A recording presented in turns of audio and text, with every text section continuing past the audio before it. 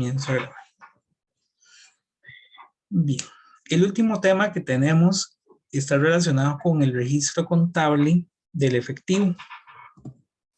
Ya un poco hemos avanzado sobre el tema del efectivo. Sabemos que el efectivo es parte de los activos, es un activo de corto plazo, es un activo corriente conforme a lo que nos decía la NIC 1 y el marco conceptual, y es de hecho el activo más líquido.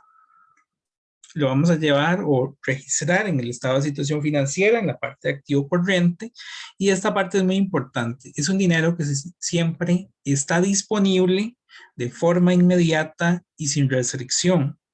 ¿Por qué?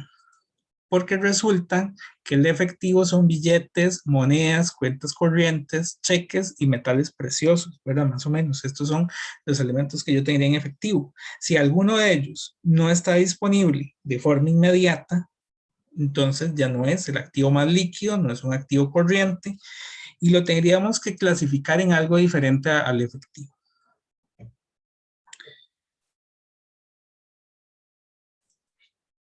El efectivo, al ser tan líquido, bueno, por aquí primero tenemos que considerar que hay algunos elementos que no son parte del efectivo. El primero, los certificados de depósito. Si bien es cierto, es un dinero líquido que tiene el banco, no es un dinero tan líquido porque tenemos que esperar una fecha de vencimiento específica. Lo mismo sucede con los cheques posfechados.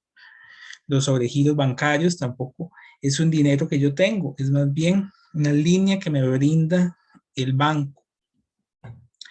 Los viáticos pagados por adelantado tampoco es un dinero que tiene la empresa como tal, sino que es un dinero que recibo por adelantado, más que todo va a ser tipo deuda, igual que el sobregiro bancario.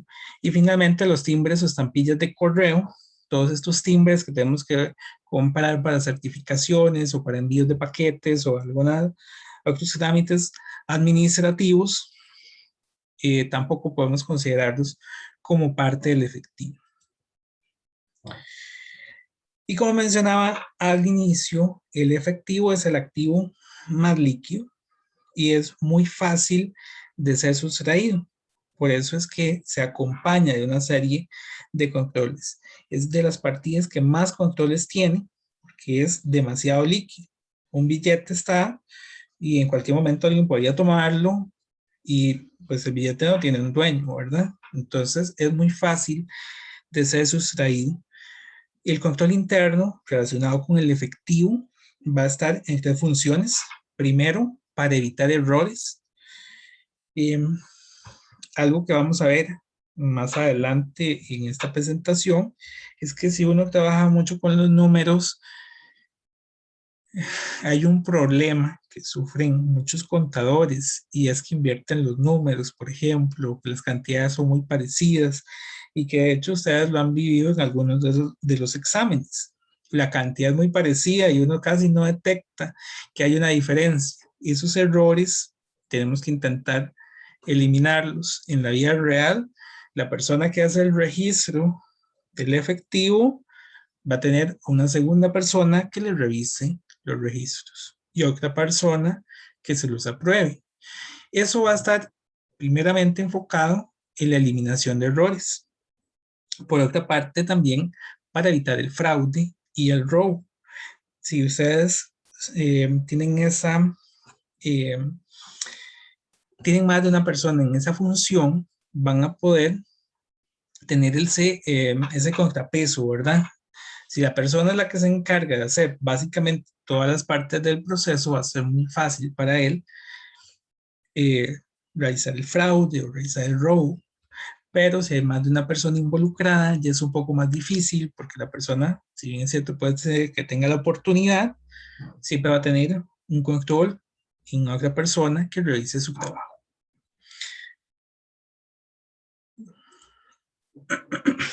Algunas de las medidas empleadas son las que vemos acá. Para grandes volúmenes de desembolsos, no utilizar efectivo como tal, sino cheque, que es un equivalente efectivo, pero que está endosado a una persona en específico o que tiene ciertas características para poder ser girado y para poder ser cambiado. Utilizar más que todo transferencias electrónicas y no el dinero en efectivo, en físico.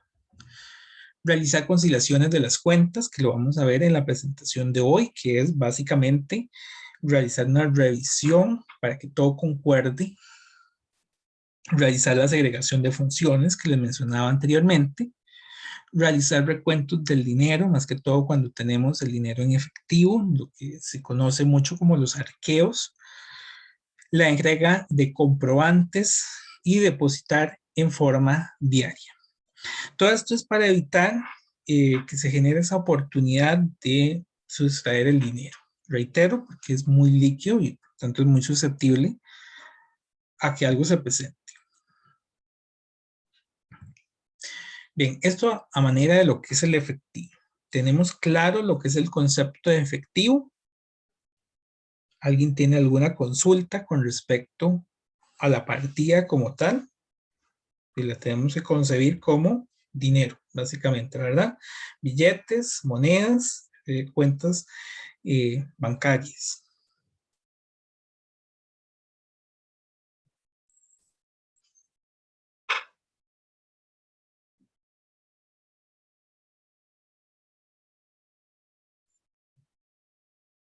¿No hay ninguna consulta? Todo claro, profe. Gracias. Ok.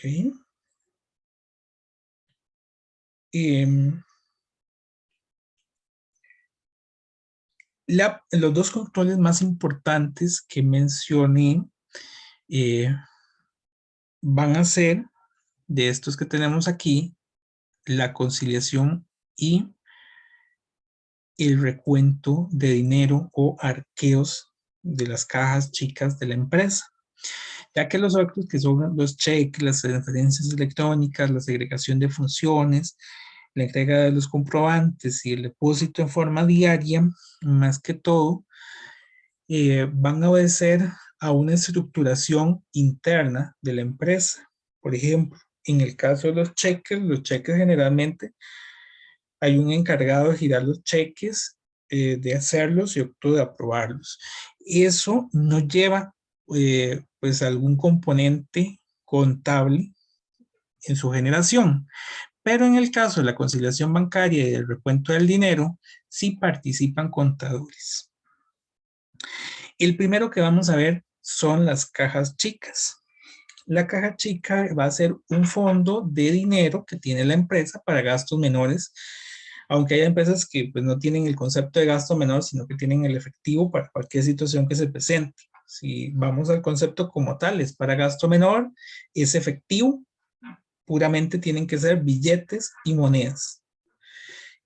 Y en todo momento, los billetes y monedas que tiene la caja chica va a coincidir con los comprobantes.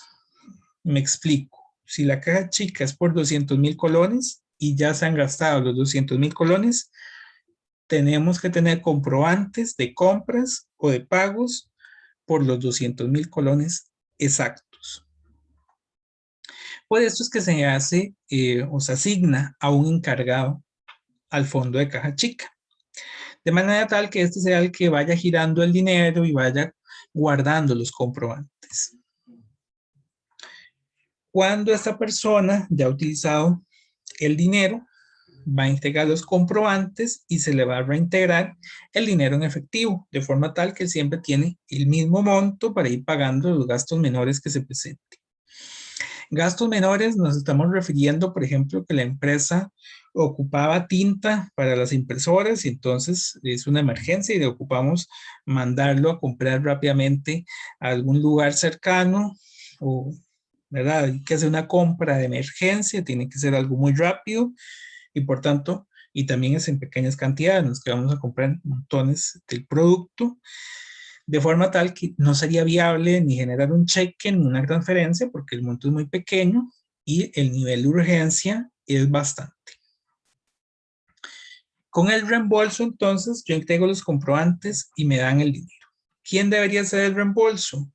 Lo ideal es que la revisión para realizar el reembolso lo haga el contador o el auditor o alguien de la parte financiera de la empresa. Entonces, no, aquí hay una segregación de funciones, ¿verdad? Tenemos al encargado de la caja chica y va a haber alguien que de forma no programada, ¿verdad? No es que todos los días, todas las semanas, el día lunes a las 8 de la mañana llega esta persona a hacer el arqueo, sino que llega sin previo aviso a realizar la revisión, pero es una persona independiente, ¿verdad? Tenemos por un lado al encargado y por otra parte la persona que chequea cuánto es lo que tiene aquella caja chica para que, producto de la revisión, se haga el reembolso. Bueno, un poco el arqueo en qué va a consistir. Va a ser muy sencillo. Tenemos por un lado que esa persona va a ir y va a contar lo que tenemos en monedas y billetes, lo va a comparar con los comprobantes y va a determinar si hay o qué exacto o hay un faltante, un sobrante. ¿Qué es lo que pasa con estos sobrantes o faltantes? Si hay un faltante, depende de la política de la empresa. Puede ser que ese faltante se le cobre al encargado. O puede ser que ese faltante lo asuma la empresa. O bien puede haber un sobrante, en cuyo caso ese sobrante se puede considerar como otro ingreso de la empresa, porque no haya que atribuírselo, o bien ese sobrante también se puede considerar, que es lo que vamos a considerar nosotros en el curso, como un monto que ya tiene la caja y por tanto al momento de hacer el reembolso lo hacemos por un monto menor, básicamente.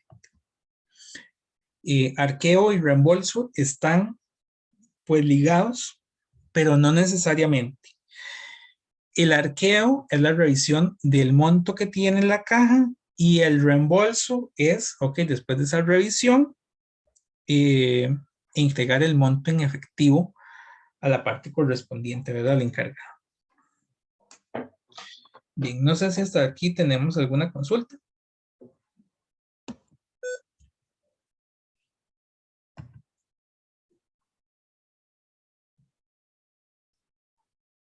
¿Todo está claro? No, profe, todo bien.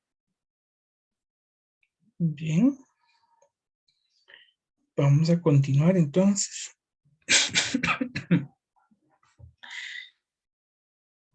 Vamos a tener varios asientos para la parte de caja chica. Y estos asientos van a aplicarse siempre de la misma forma, ¿verdad? Son ya modelos establecidos. El primero va a ser cuando yo hago la apertura de la caja chica. Cuando yo hago la apertura de la caja chica, voy a crear aquel activo. ¿Y dónde lo voy a crear? Bueno, estamos hablando que la caja chica son monedas y billetes. Así que literalmente vamos a ir al banco a retirar de las cuentas corrientes de la empresa las monedas y billetes que yo ocupo para dárselos al encargado. Así que básicamente el primer asiento con el que yo constituyo una caja chica va a ser este. Caja chica al debe contra bancos. Siempre tengo el dinero, porque el dinero de la empresa lo sigue teniendo, pero dio de baja el dinero de los bancos y lo dio o lo generó en la parte de caja chica, de forma tal que ahí nos quedó ese dinero disponible.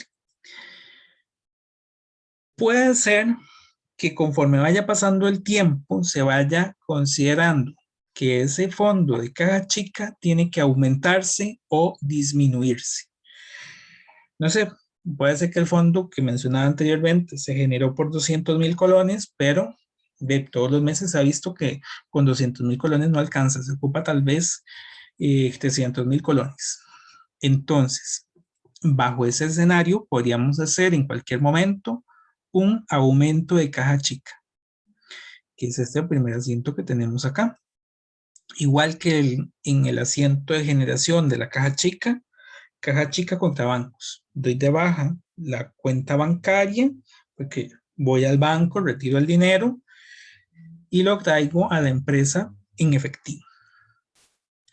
O puede ser por el contrario que consideramos que son 200,000 colones, pero la empresa no hace uso de todo ese monto y para qué lo voy a tener en efectivo, si más bien, como hemos visto hasta el momento, conlleva un mayor riesgo. Tal vez lo mejor no sea tener un fondo de caja chica por 200,000 colones, sino por 100,000 colones. Entonces vean que el asiento es al contrario. Ahora voy a quitar de la caja chica 100,000 colones y los voy a llevar al banco nuevamente.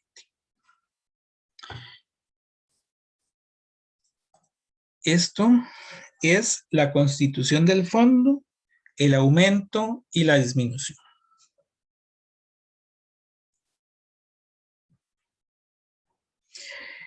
Si me hicieron una revisión de la caja chica y vamos a hacer un reembolso de la misma, el asiento va a ser este. Cuando llegó el contador o el auditor o el encargado de hacer la revisión de la caja chica, va a ver todos los diferentes comprobantes que tiene el encargado. Recordemos que en la contabilidad pues uno tendría que ir registrando uno a uno los gastos que tenemos. Pero aquí el encargado tiene la obligación de dejarse los comprobantes hasta que le hagan la revisión. Entonces no nos puede estar pasando en forma diaria a la contabilidad. Entonces, cuando le hacen la revisión al encargado, va a tener o va a recibir todos los comprobantes y los va a poder ya registrar en la contabilidad. Ese es un elemento que tenemos que tener muy presente, porque entonces, cada vez que se haga una compra con el fondo de caja chica, yo no tengo que hacer un asiento. Tengo que hacer un asiento hasta que llegue la persona a hacerme la revisión de la caja chica, porque hasta ese momento va a recibir todos los comprobantes. ¿Y qué es lo que va a hacer? Registrar los gastos que son equivalentes a los comprobantes. Aquí yo puse solo una línea de gastos, pero aquí irán todos los gastos que tenga la persona con el grado de detalle que se ocupe, ¿verdad? ¿Y qué es lo que vamos a hacer? Reembolsar, como su nombre lo dice, a la caja chica. Así que básicamente doy de baja el dinero de la cuenta de bancos y se lo doy a la caja chica. No tengo que aumentar o considerar en el asiento nuevamente la partida de caja chica. Vean que aquí no estoy considerando la partida de caja chica, sino que directamente la cuenta de banco, considerando que yo retiro el dinero para reembolsárselo a la caja chica. Quedó exactamente por el mismo monto. ¿Dudas hasta aquí?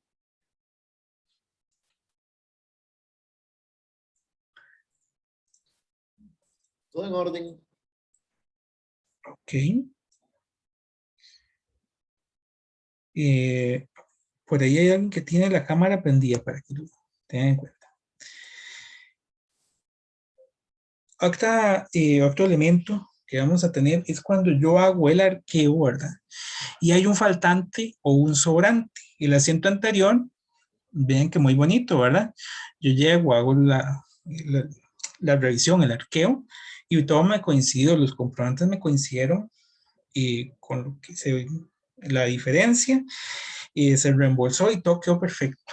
Pero si hay un gasto que no cuadra, o eso también se genera mucho por la parte, como estamos utilizando el efectivo, de los vueltos.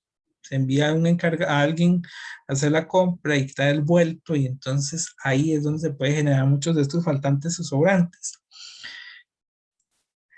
¿Qué es lo que hago con esos sobrantes? Bueno, si yo tengo esas diferencias, si yo tengo un faltante, tengo igual los gastos al debe y el banco a la B. Esto no cambia. Lo que cambia es esto, que es la diferencia.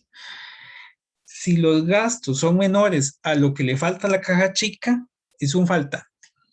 Y depende de la política de la empresa, puede ser que la empresa decía asumir el faltante, en cuyo caso utiliza la cuenta faltantes y sobrantes de efectivo. Pero si la empresa se lo quiere cobrar al encargado de la caja chica, utiliza cuenta por cobrar al colaborador X. Ahí mucho va a depender de cuánto es el dinero que falta. Ahí mucho va a depender de ese dinero.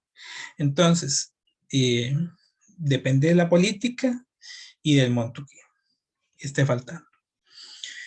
Y por el contrario, si un sobrante lo estamos considerando al haber como si fuera otro ingreso, ¿Y qué es lo que estoy haciendo? Tocar la cuenta de bancos por un monto menor al que yo tenía que reembolsar. Yo tendría que haber reembolsado la caja chica por el total de los gastos. ¿Por cuánto lo voy a reembolsar si tengo el sobrante? Por el neto de los gastos menos el sobrante. Básicamente. Y estos son los asientos que vamos a tener en caja chica. No hay más asientos. Vean que es muy sencillo. Lo que pasa o la dificultad que tiene la parte de caja chica es en el análisis. De lograr siempre determinar qué es lo que yo estoy recibiendo a nivel de documentación, si esa documentación es válida para fines de la caja chica y poder determinar ese faltante y sobrante. Pero salvo eso, son registros que van a ver relativamente sencillos. No sé si tienen alguna consulta de momento.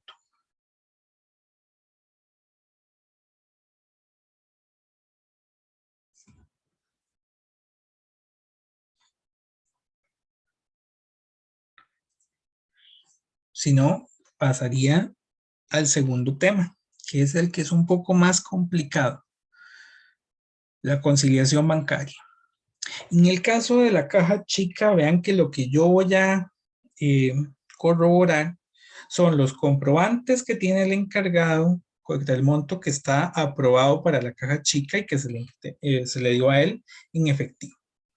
Entonces, es una revisión relativamente sencilla. El de la conciliación bancaria es un poco más difícil porque va a estar compuesta por una revisión del monto que yo tengo registrado en mis libros versus el que tiene el banco. Recordemos que nosotros en la contabilidad tenemos una cuenta que se llama banco y que es la representación de la cuenta corriente de la empresa. Entonces, lo que dice el banco que nosotros tenemos versus lo que nosotros tenemos en nuestros registros deberían empatar, deberían ser iguales por errores del banco o errores nuestros, principalmente nuestros. El banco es muy difícil que se equivoque. Van a haber diferencias. Ejemplo, recibí un cheque y lo registré por menos. Eso pasa. O hice un pago por un monto y registré más. Entonces, ese tipo de diferencias surgen muy a menudo, por lo que les decía, al final uno trabaja con muchos números y se suele confundir, se intercambian números o se serían números muy similares y entonces surgen esas diferencias. La conciliación, como mencionaba, entonces es una comparación entre lo que yo tengo en el banco y lo que yo tengo registrado en mis libros. El banco me puede generar periódicamente reportes y pues mis libros contables también tienen reportes de la misma partida y yo los puedo verificar de manera tal que estos me tienen que estar coincidiendo periódicamente.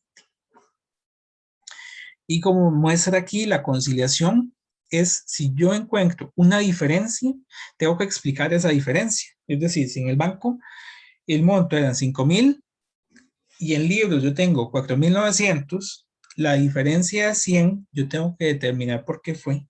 Si fue por un error al momento de digitar o si es porque hay una transacción que falta o por, ¿verdad? Por el motivo que fuera. Yo lo que tengo que hacer es explicar la diferencia.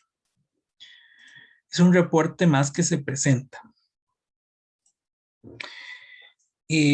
¿Dónde pueden surgir las diferencias? Bueno, estas son algunas o casi todas las partidas que se consideran en una conciliación bancaria. Los depósitos en tránsito. Un depósito en tránsito puede ser generado porque yo fui al banco y el banco aún no me lo ha consignado. Eso ya se ve muy poco. Creo que ya ha ido avanzando bastante, pero hay bancos, a mí me ha sucedido con el Banco de Costa Rica que uno puede hacer el depósito y se lo consignan hasta el día siguiente o hasta varios días después. Igual con los cheques, puede ser que yo genere el cheque para una persona y la persona no ha ido a cambiar el cheque al banco, está pendiente y por tanto yo ya registré la salida, pero el banco no ha registrado aquella salida.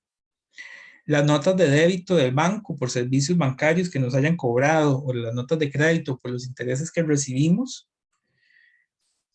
nosotros no las conocemos. Precisamente cuando el banco nos envía y el estado de cuenta, es donde la mayor parte del tiempo uno se da cuenta que está aquel cargo bancario o que está aquel ingreso por intereses, pero no son movimientos que uno tenga presentes desde el inicio. Errores en bancos o en libros, ¿verdad? Un error de digitación. También los cheques sin fondos. El cheque sin fondo al final es, vamos a considerar un ejemplo, que un proveedor, un cliente, perdón, me dio un cheque, fui, deposité el cheque al banco y el banco me lo depositó, pero al final el banco determinó que no tenía fondos. Entonces yo tenía considerado un ingreso y el banco no lo está considerando, porque al final no pudo cobrarlo. También están los depósitos directos en el banco, entonces nosotros nos vamos a dar cuenta de que el cliente fue y le depositó directamente al banco y a favor nuestro y no nos mandó el comprobante. Entonces ahí también eso se puede dar, o cheques anulados. Puede hacer que al final un cheque no tenga validez. Y entonces igual, eso también genera otro tipo de diferencia porque el banco no tiene aquel registro, mientras que en mis libros sí lo tengo.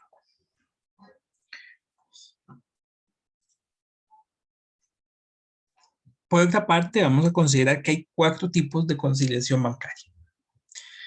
Todos muy utilizados, algunos más sencillos que otros, pero todos van a coincidir en lo mismo. No es otra cosa que una comparación entre el estado de cuenta del banco y el reporte del banco de mis libros, ¿verdad? El auxiliar contable de la cuenta de banco. Determino cuáles son las diferencias y lo que va a cambiarme de acuerdo al tipo de conciliación es la forma en que lo presento. En el primer tipo, yo tomo el saldo que dice el banco, que es el correcto, ¿verdad? El informe que me envió el banco, y producto de las diferencias, yo explico cómo llego al monto del banco, de libros, perdón. En el segundo tipo, yo tomo como correcto el saldo que tengo en mi contabilidad y con las diferencias explico cómo ese monto llega al saldo que me dio el banco. Por saldos ajustados, tengo las mismas diferencias, pero lo que estoy diciendo es el saldo del banco y el saldo de libros no es el correcto, porque hay unas diferencias. El saldo correcto sería otro si los dos aplicaran todos los movimientos que les hacen falta. Saldos ajustados es ese saldo real del efectivo. Y la conciliación cuadrada es una conciliación la más estructurada, las 4 conciliaciones, que lo que hace es una explicación de las diferencias del periodo anterior y del periodo actual. Básicamente, ya vamos a ir viendo. Lo último que me queda, bueno, aquí tenemos el proceso para hacer la conciliación. Tal vez antes no sé si hay alguna consulta de momento. Hasta aquí. ¿Algún concepto, algún elemento que hayan visto hasta acá?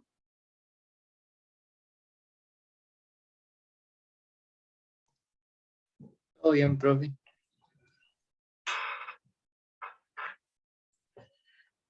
Está bien. Pasos para hacer una conciliación bancaria.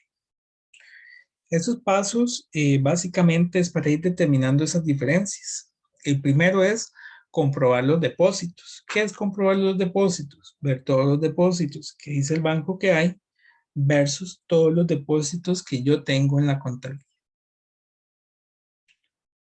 Y determinar la diferencia. Segundo paso, hago lo mismo, pero con los cheques. Veo todos los cheques que están en el reporte del banco versus todos los cheques que tengo en la contabilidad, para ver si falta alguno. En el caso de los cheques, les dije que pueden haber cheques sin fondos o cheques anulados. Entonces, hay que determinar si hay cheques devueltos, en cuyo caso, de ahí habría otro tipo de diferencia. También tengo que verificar las transferencias de efectivo, verificar que el banco no cometió un error, verificar que la empresa no cometió un error. Y aquí voy a ser muy sincero, generalmente quien se equivoca es la empresa. Solo una vez he visto que el banco se equivoque en algo, fue muy extraño. Generalmente es la persona, el contador el que se equivoca. En eso el banco tiene muchos controles. Sumar las notas de débito y de crédito que les decía, pues es información que nosotros no conocemos y casi que nos enteramos al momento de recibir el estado de cuenta del banco. Y finalmente, realizar los asientos de ajuste correspondientes, porque ocupamos que la cuenta del banco quede completamente actualizada.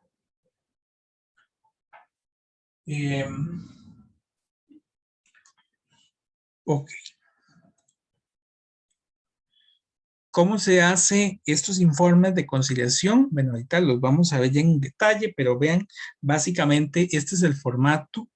Les decía que uno puede hacer una conciliación de bancos a libros y de libros a bancos. Y estas son contrarias. Entonces, básicamente yo tengo el saldo del banco, tengo unas diferencias que encontré y llego al saldo de libros. En la acta tomo el saldo de libros, verifico las diferencias y llego al saldo de bancos. Esto es muy sencillo, como vamos a ver ahora, pero donde está la dificultad es en el análisis, porque ven que hay movimientos que suman o hay movimientos que restan. Entonces ahí es donde hay que hacer cierto análisis. No es tan sencillo como nada más detectar la diferencia, sino hacer ese análisis para poder determinar si el movimiento va a restar o va a sumar para poder determinar esa o explicar la diferencia.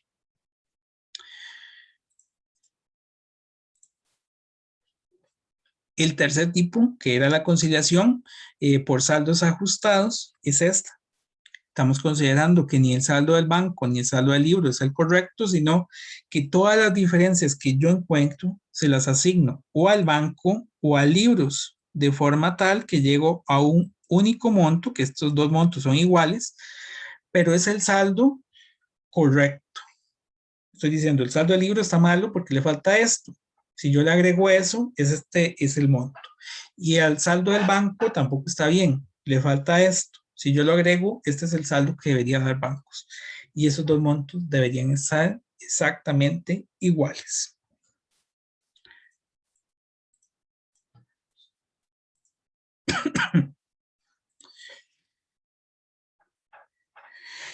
Bueno, finalmente estaba la conciliación cuadrada.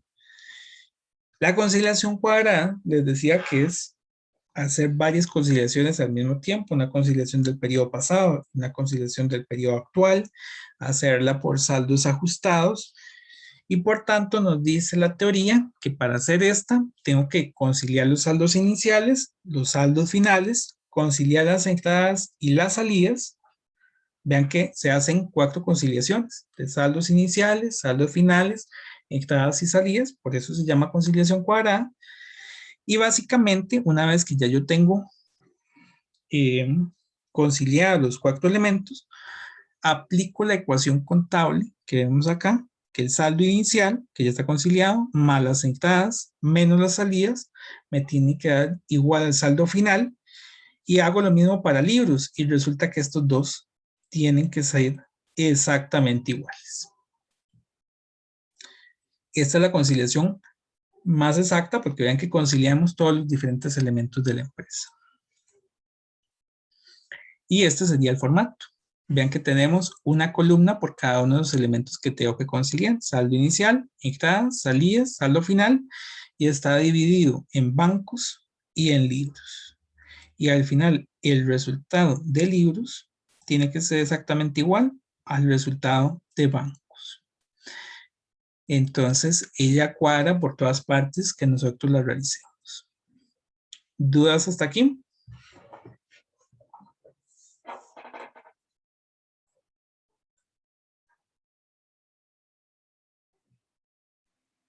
No, profe, todo bien.